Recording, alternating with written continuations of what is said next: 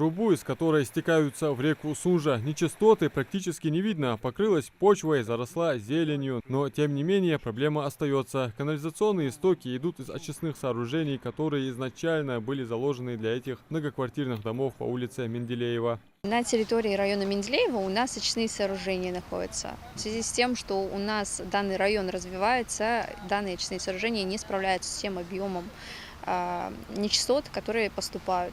В связи с этим данные очистные сооружения необходимо модернизировать и дальше привлекать специалистов, которые будут их обслуживать. Данные очистные сооружения также находятся на балансе Минимущества Республики Ингушетия, которые, в свою очередь, будут переданы на баланс единого оператора республики по водоснабжению и водоотведению.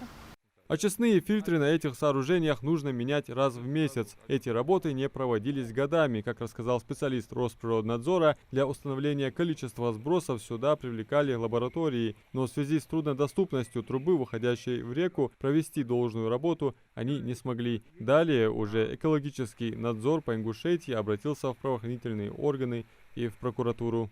Нами были приняты материалы, все переданы в МВД Республики Ингушетия для проведения мероприятий, в части касающейся 144 УПК РФ и 145 УПК РФ статей.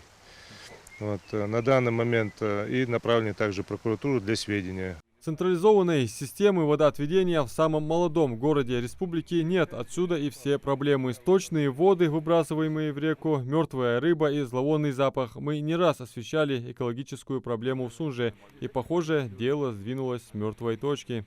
Главой республики было принято решение, что в рамках государственной программы обеспечения доступным и комфортным жильем и коммунальными услугами граждан Российской Федерации, что будет строительство очистных сооружений, канализационного коллектора, насосной станции.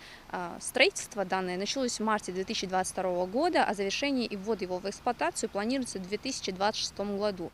Согласно проектно-сметной документации, производительность очистных сооружений составит 16 тысяч кубометров в сутки. Также предусмотрено поэтапное введение в эксплуатацию отдельных технологических линий очистных сооружений для оптимизации процесса. Площадь земельного участка, выделенного для этих сооружений, составляет почти 7,5 га, что позволяет разместить объект с производительностью до 32 тысяч кубометров в сутки.